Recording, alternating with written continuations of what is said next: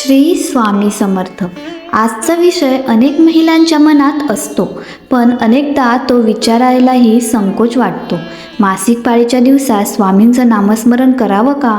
प्रार्थना करावी का? स्वामींचा फोटो पाहावा का? की पूर्णपणे दूर राहावं? आज आपण याच विषयावर शांतपणे आणि समजुतीने विचार करणार आहोत. हा विषय सुरू करण्यापूर्वी एक छोटी विनंती. जर तुम्हाला स्वामी समर्थांवर श्रद्धा असेल तर या व्हिडिओला लाईक नक्की करा. हा व्हिडिओ शेअर करा, कारण कदाचित तुमच्या एका शेअरमुळे एखाद्या व्यक्तीच्या मनातील भ्रम दूर होईल. आणि अशाच आध्यात्मिक विचारांसाठी चॅनलला सबस्क्राईब करून आमच्या परिवाराचा भाग बना. चला आता आजचा विषय सुरू करूया. मासिक पाळी हा शब्द ऐकताच अनेकांच्या मनात वेगवेगळे विचार येतात. काहींना वाटतं या दिवसात पूजा करू नये, काहींना वाटतं देवाचं नावही घेऊ नये, तर काहींना वाटतं श्रद्धा मनात असली की बाकी काही फरक पडत नाही. मग नेमकं सत्य काय? एक गोष्ट आधी समजून घेऊया. मासिक पाळी ही स्त्रीच्या शरीरातील एक नैसर्गिक प्रक्रिया आहे. जशी श्वास घेणं नैसर्गिक आहे, जशी भूक लागणं नैसर्गिक आहे, तशीच ही प्रक्रिया ही नैसर्गिक आहे. स्वामी समर्थांनी कधीही शरीराच्या नैसर्गिक प्रक्रियांना दोष मानलं नाही, कारण स्वामींचा भर नेहमी मनावर होता, मनातील भावावर होता, श्रद्धेवर होता.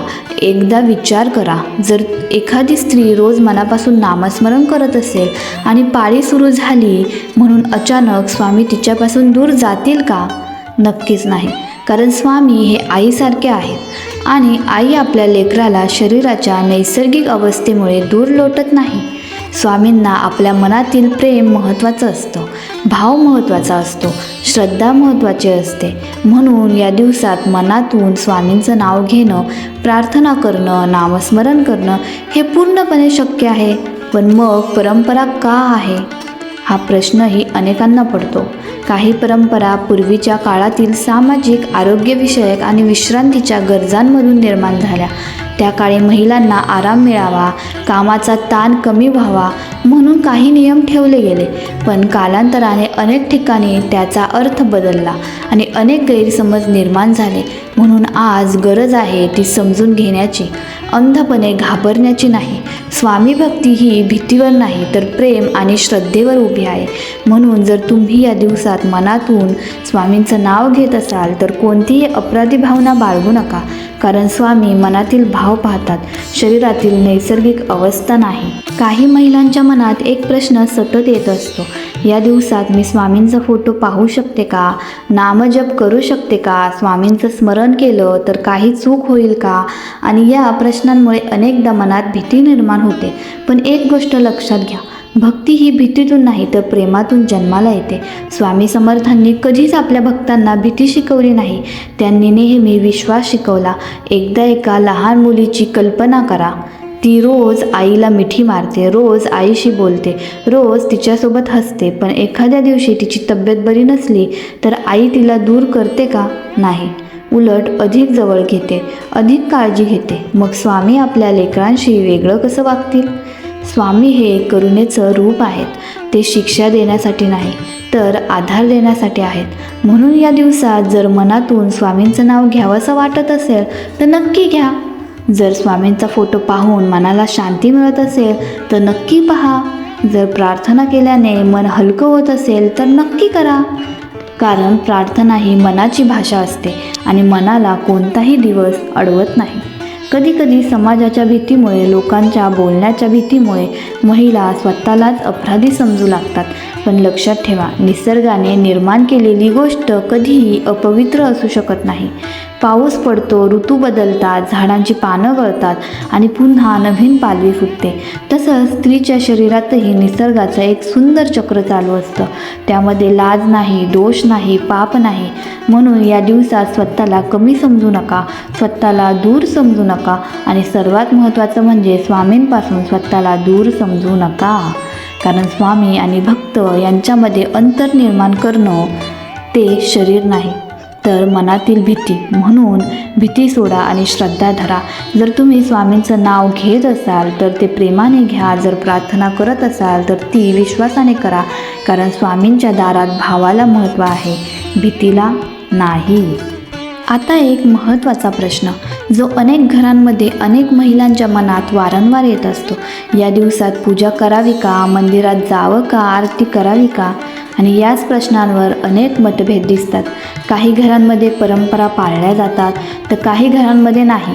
मग नेमकं काय करावं? सर्वप्रथम एक गोष्ट समजून घ्या.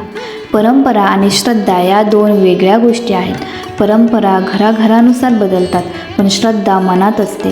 जर तुमच्या घरात काही विशिष्ट नियम पाळले जात असतील तर त्यांचा आदर करा, कारण प्रत्येक घराची संस्कृती वेगळी असते. पण नियमांमुळे मनात भीती निर्माण होऊ देऊ नका. अनेक महिला म्हणतात, या दिवसात मी देवघरात जात नाही. हे त्यांचं वैयक्तिक किंवा कौटुंबिक पालन असू शकतं, पण याचा अर्थ असा नाही की त्या दिवसात स्वामी तुमचं ऐकत नाहीत किंवा तुमची प्रार्थना त्यांच्यापर्यंत पोहोचत नाही. हे लक्षात ठेवा. देवघरापासून दूर राहणं आणि देवापासून दूर होणं या दोन वेगळ्या गोष्टी आहेत. माणूस मंदिरात जाऊ शकतो पण मन दुसरीकडे असू शकतं, आणि एखादी व्यक्ती मंदिरात जाऊ शकत नाही पण तिचं मन पूर्णपणे स्वामींच्या चरणी असू शकतं. स्वामींसाठी महत्त्वाचं काय? मन, भाव आणि श्रद्धा. एक सुंदर उदाहरण बघा. कमळाचं फूल चिखलात उगवतं पण त्याची पवित्रता कमी होत नाही, उलट त्याचं सौंदर्य आणखी खुलून दिसतं. तसंच जीवनात अनेक नैसर्गिक अवस्था येतात, पण त्यामुळे मनाची भक्ती कमी होत नाही. कधी कधी आपण स्वतःभोवती भीतीची भिंत उभी करतो. हे करू नये, ते करू नये, स्वामी रागवतील. पण विचार करा, ज्यांना आपण दयामूर्ती म्हणतो, ज्यांना आपण करुणासागर म्हणतो, ते आपल्या लेकरावर राग धरणार का? नक्कीच नाही. स्वामींच्या दारात शिक्षा नाही, तिथे समजूत आहे, तिथे आधार आहे, तिथे प्रेम आहे. म्हणून या दिवसात जर तुम्ही मंदिरात गेला नाहीत तरी मनातून स्वामींचं स्मरण थांबवू नका. जर तुम्ही देवघरात बसला नाहीत तरी प्रार्थना थांबवू नका, कारण स्वामींपर्यंत पोहोचण्यासाठी सर्वात जवळचा मार्ग तुमचं मन आहे, आणि त्या मार्गावर कोणताही दिवस बंद नसतो. कधीकधी नियमांपेक्षा लोकांच्या बोलण्यामुळे जास्त भीती निर्माण होते, आणि ही भीती हळूहळू अपराधीपणामध्ये बदलते. अनेक महिलांनी आयुष्यात कधीतरी हा विचार केला असेल, मी या दिवसात देवाचं नाव घेतलं तर चूक होईल का? मी स्वामींसमोर बसले तर काही अयोग्य होईल का? आणि अशा प्रश्नांमुळे मनात नकळत एक ओझं निर्माण होतं. पण आज एक गोष्ट मनापासून समजून घ्या. ज्या गोष्टींची निर्मिती स्वतः निसर्गाने केली आहे ती गोष्ट अपवित्र असू शकत नाही. पावसामुळे जमीन ओली होते म्हणून ती वाईट होत नाही. सूर्य मावळतो म्हणून तो कमी होत नाही. ऋतू बदलतात म्हणून निसर्गाची पवित्रता संपत नाही. तसंच स्त्रीच्या शरीरात होणारी ही प्रक्रिया आहे, ती जीवनचक्राचा एक भाग आहे. उलट याच प्रक्रियेमुळे नवजीवनाची क्षमता निर्माण होते. म्हणून स्वतःकडे कमीपणाने पाहू नका, स्वतःला दोष देऊ नका, आणि सर्वात महत्त्वाचं, स्वतःला स्वामींपासून दूर ठेवू नका.